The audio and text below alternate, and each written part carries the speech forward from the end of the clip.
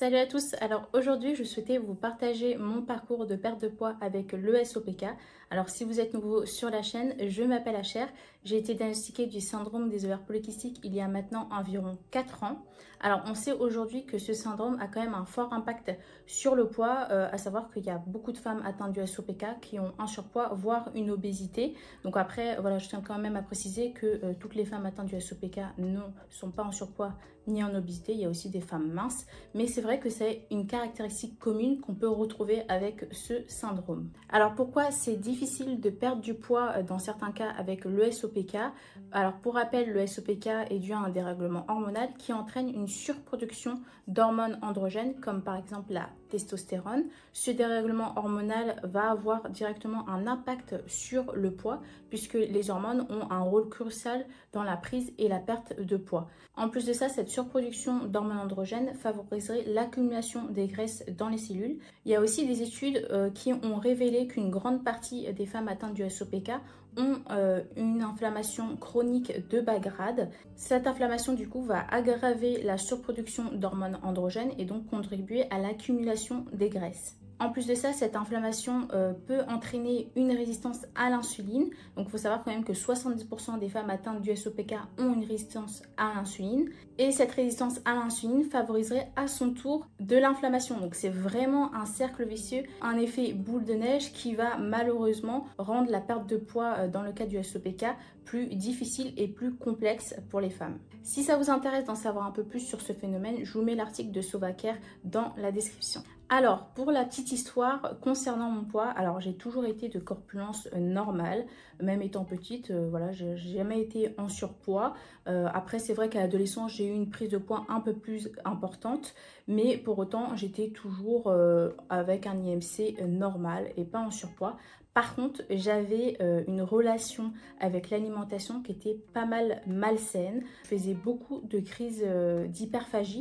Alors aujourd'hui, je mets des mots de mon comportement de l'époque, mais c'est vrai qu'à l'époque, j'avais pas du tout conscience de ce qui se passait, hein. Je me disais que j'avais un grand appétit naturellement et que j'avais un peu du mal à contrôler ma faim, mais sans plus. Donc voilà, je faisais beaucoup de crises d'hyperphagie. Le fait de manger en très grande quantité en très peu de temps. J'avais un peu ce comportement-là alimentaire. J'avais aussi quelques complexes par rapport à mon corps. Voilà, j'avais un peu des complexes au niveau des cuisses, de mes hanches, etc. Mais pour autant, j'étais toujours avec un IMC normal malgré mes crises d'hyperphagie, etc.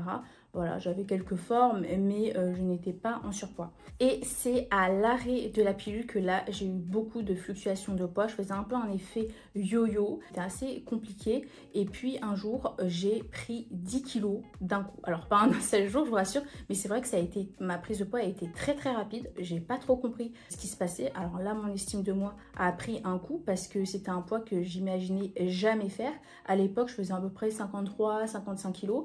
Et là, j'étais montée jusqu'à 66 kilos. Je suis assez petite de taille. Vraiment, ça a été quand même un choc. Et en plus de ça, je me sentais vraiment très mal dans mon corps. Mon estime de moi a encore plus diminué. Alors à l'époque, j'avais pas beaucoup d'estime de moi, mais là, ça a été encore plus compliqué. Et surtout que j'avais l'impression de ne pas avoir changé mes habitudes alimentaires. Enfin, j'avais pas l'impression de manger plus qu'avant, voilà, ni d'être plus sédentaire qu'avant. Enfin voilà, je comprenais pas trop ce qui se passait. Et c'est après mon diagnostic que j'ai fait la relation entre ma prise de poids et mon SOPK.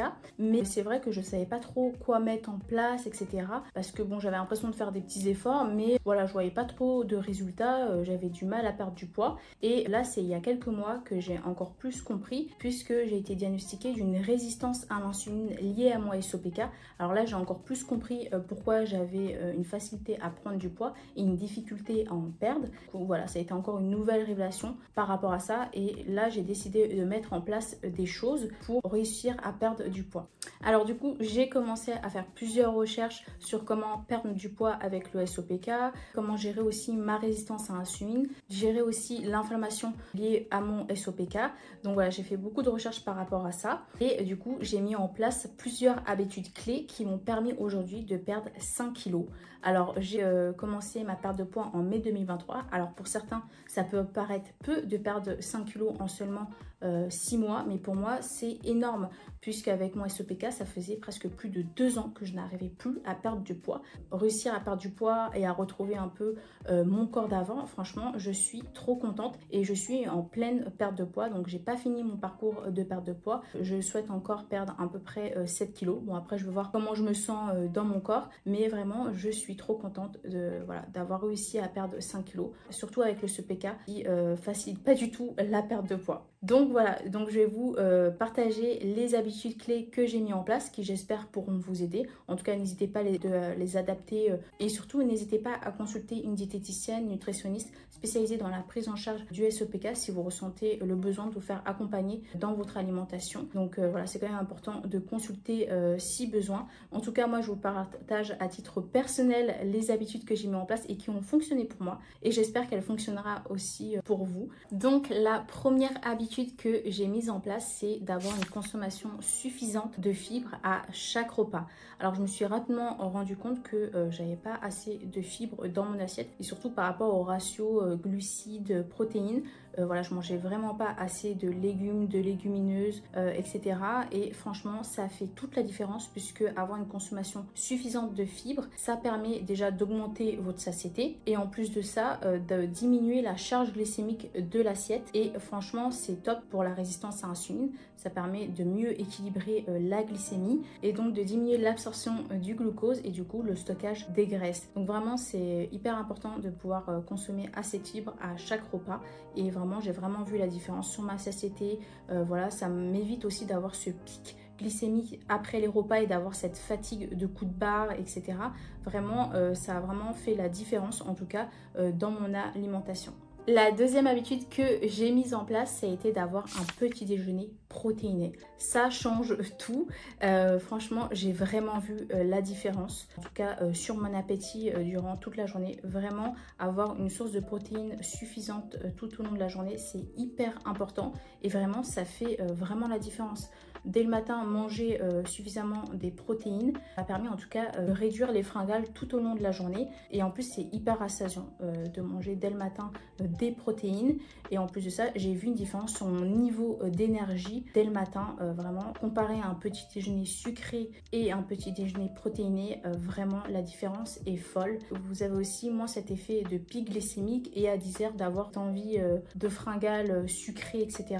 Vraiment, je peux tenir très facilement au matin jusqu'à midi 13h sans manger, alors qu'avant, tout de suite à 10h, j'avais ce creux, cette envie de manger un peu des sucreries, etc. Donc vraiment, avoir un petit déjeuner protéiné, vraiment, ça a fait toute la différence. Pour la troisième habitude, du coup, j'ai limité ma consommation de gluten, de produits laitiers et j'ai éliminé tout ce qui est produits industriels, sucres raffinés. Donc là, ça fait 3 éléments, mais vraiment, ce sont des aliments qui sont pro-inflammatoires. J'ai vraiment vu la différence sur mon corps. Alors concernant le gluten, maintenant, je consomme du riz complet, par exemple des lentilles, des pâtes de lentilles, du quinoa, des patates douces. Il y a pas mal d'alternatives et il y a beaucoup d'aliments qui ne contiennent pas du gluten et ça, vraiment, c'est top.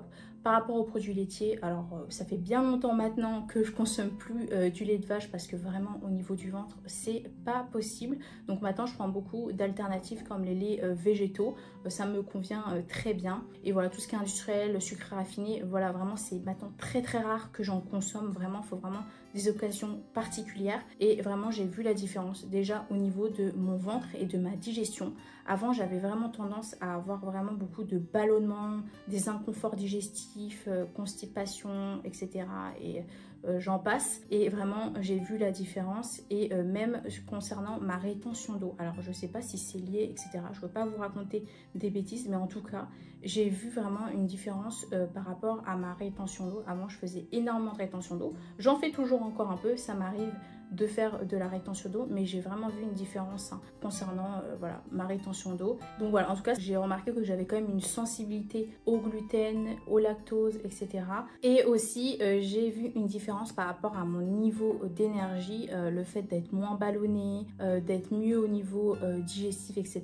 Ça a vraiment fait la différence, en tout cas, sur mon niveau de fatigue. Je me sens beaucoup mieux, plus légère. Donc ça a été aussi un changement. Alors, quatrième habitude habitude que j'ai mise en place, ça a été de faire une petite promenade, une petite balade après chaque repas. Alors je sais très bien que c'est pas donné à tout le monde, surtout quand on travaille, etc. On est au bureau, de pouvoir sortir, marcher 10 minutes, un quart d'heure.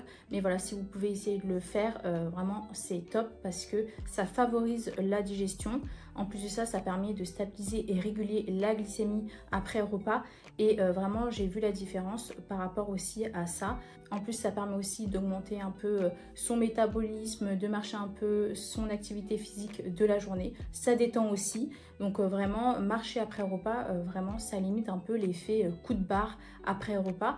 Et ça, j'ai vraiment vu la différence. Donc c'est une petite habitude que j'ai mise en place et que j'essaye de faire le plus possible après chaque repas. Même un petit peu, 10 minutes, un quart d'heure seulement.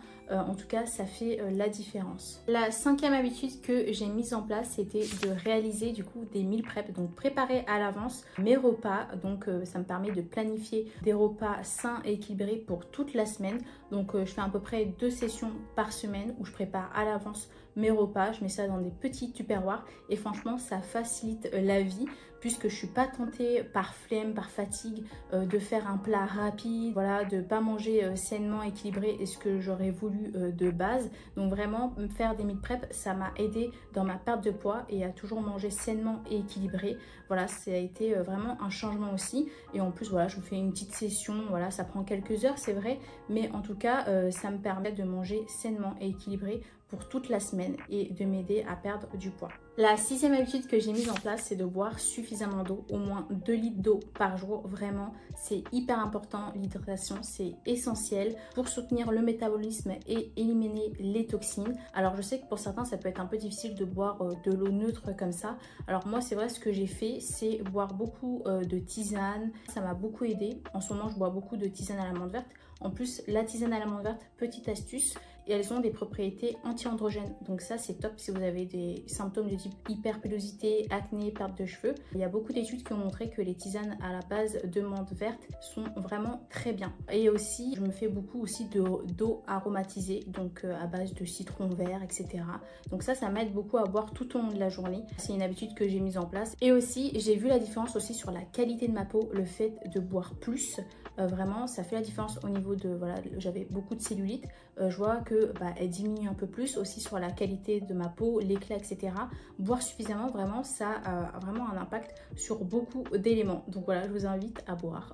7e habitude que j'ai mise en place, c'est d'avoir une activité physique régulière plusieurs fois par semaine. Alors moi, je fais à peu près 3 à 4 fois par semaine. Alors moi, j'aime bien pratiquer le yoga, je fais un petit peu de pilates à la maison également. Je fais aussi beaucoup d'exercices au poids du corps et je fais aussi un peu de cardio. Alors voilà, le but c'est de trouver une activité que vous aimez, que ce soit la natation, le yoga, ping-pong, le tennis, voilà, vraiment trouver la danse par exemple aussi. Ça peut être une activité physique, mais tant qu'elle vous plaît et que vous pouvez tenir sur le long terme, voilà, c'est le but. En plus, le sport aussi, il y a aussi un effet un peu détente, bien-être au niveau du moral. Franchement, après avoir fait mon yoga, voilà, avoir fait mon petit cardio, etc., ça me fait du bien au moral. Et puis aussi, ça aide à la perte de poids et aussi au développement musculaire. Il faut trouver en tout cas l'activité qui vous plaît parce que sinon vous n'allez pas tenir quoi. Si vous le faites par dépit, vous avez la flemme, vous traînez des pieds pour y aller, en fait arrêtez, trouvez une activité qui vous plaît et vous verrez ça fait toute la différence, vraiment. 8e habitude que j'ai mise en place, c'est de prendre des compléments alimentaires adaptés pour mon SOPK. Donc actuellement, je prends du inositol, du NAC, du zinc, de la vitamine D et du magnésium. Alors à savoir que l'inositol, c'est le complément le plus étudié dans la prise en charge du SOPK.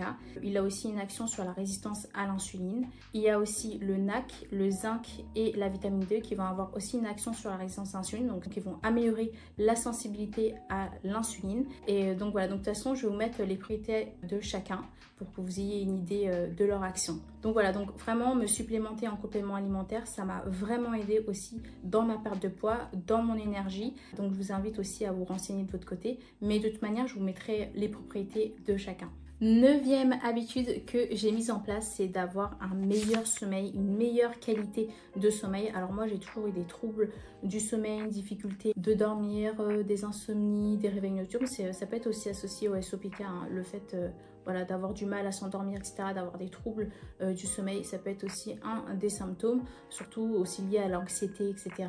Donc vraiment améliorer mon sommeil, ça a été aussi game changer dans mon quotidien, puisque avoir un sommeil de qualité, vraiment c'est hyper important pour l'équilibre hormonal, pour la perte de poids, pour l'énergie. Vraiment, je voyais vraiment la différence quand je dormais mal, j'étais fatiguée, j'avais plus tendance à aller vers des aliments sucrés, d'avoir moins d'énergie. Donc vraiment avoir un sommeil de qualité, c'est hyper important pour le bien-être général et dans le processus aussi de perte de poids et d'énergie. Donc maintenant, moi, ce que je fais, c'est que me supplémenter en magnésium, ça m'a aussi aidé, puisque le magnésium a une action sur le système nerveux. Il appelle à la détente, à la relaxation, donc il permet d'avoir un sommeil plus réparateur. Donc vraiment, ça aussi, ça a été un changement. Aussi, ce que j'ai mis en place, donc ça fait quand même plusieurs années que j'ai mis en place, c'est d'écouter des séances d'hypnose avant de m'endormir. Ça m'aide aussi, des fois, ça fonctionne plus ou moins que d'autres, mais en tout cas voilà, c'est une routine que j'ai mise en place. Aussi faire des travaux de respiration avant de dormir, ça m'aide aussi à être plus détendue, à être plus relaxée. Et enfin, la dernière et 10e habitude que j'ai mise en place, c'est apprendre à gérer mon stress. Alors, c'est pas encore gagné pour moi, je suis en plein cheminement. J'essaye de mettre aussi des choses en place pour m'aider à gérer mon stress. Mais on le sait aujourd'hui, un stress chronique à long terme, vraiment, ça a un impact sur la prise de poids, sur l'inflammation, etc.